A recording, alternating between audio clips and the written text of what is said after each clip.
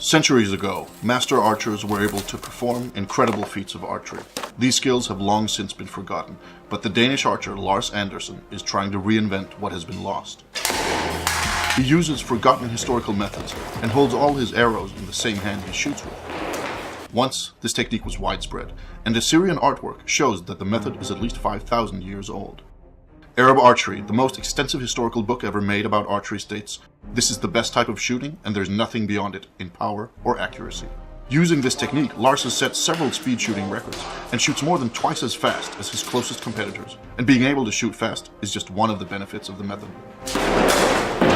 But the big question is, why has it been forgotten today? About 10 years ago, Lars started using a bow.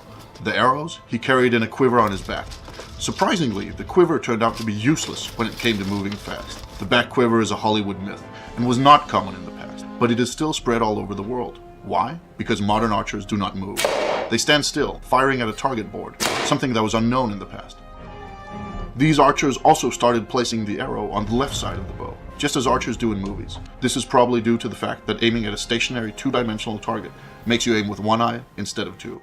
This one-eyed aiming also led to bows with front sights and other technical gadgets, but that's another story. However, placing the arrow left around the bow is not good while you're in motion. By placing the arrow on the left side, your hand is on the wrong side of the string, so you need several movements before you can actually shoot.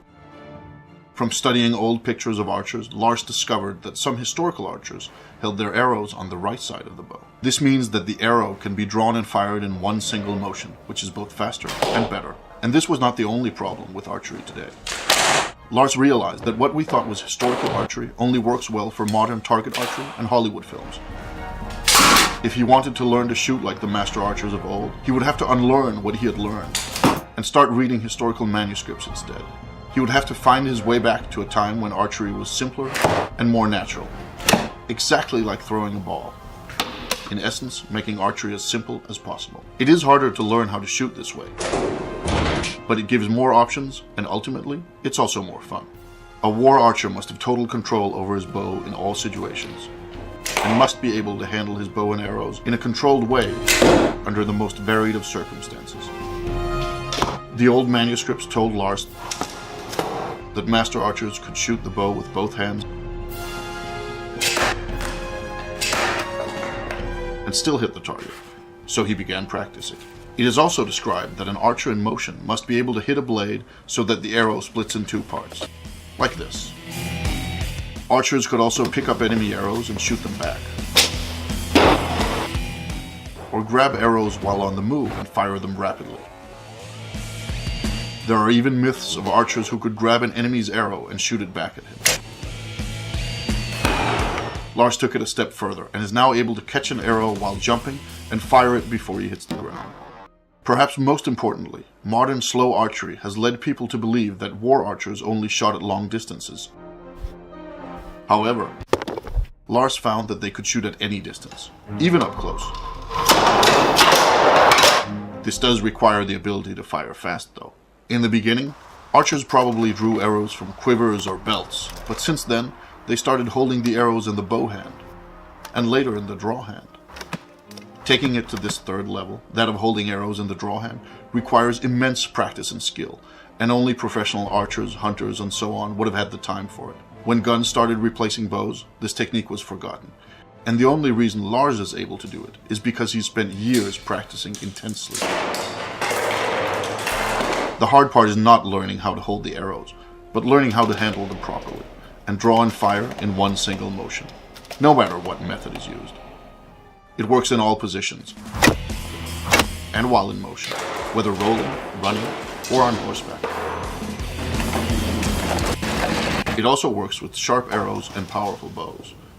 And while there is no doubt that those war archers of the past were stronger and more fit than Lars is, his arrows still penetrate chainmail armor and the heavy gambazon worn beneath it. It is difficult to compare actual striking power, though. Modern archers use only one hand, but in the past, some archers allegedly used both hands to give the arrow more power. Old manuscripts tell us that it was common to hold 3 arrows in the draw hand at once, while keeping more in a belt quiver.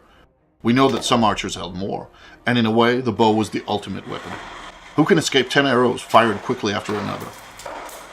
From old texts, we know that Saracen archers were expected to be able to fire 3 arrows in 1.5 seconds, and very skilled archers were even faster. Lars has managed to shoot 3 arrows in 0.6 seconds, but while speed is important, hitting the target is essential. To test accuracy and speed at the same time, Lars set up an experiment where he shot incoming arrows with arrows of his own. But he took it one step further. In the 1938 movie, The Adventures of Robin Hood, Robin Hood splits an arrow down the middle. Some consider this the ultimate archery trick. They're wrong. The ultimate archery trick is splitting an incoming arrow in 2 with one of your own. We do not recommend you trying this at home. Thank you for watching.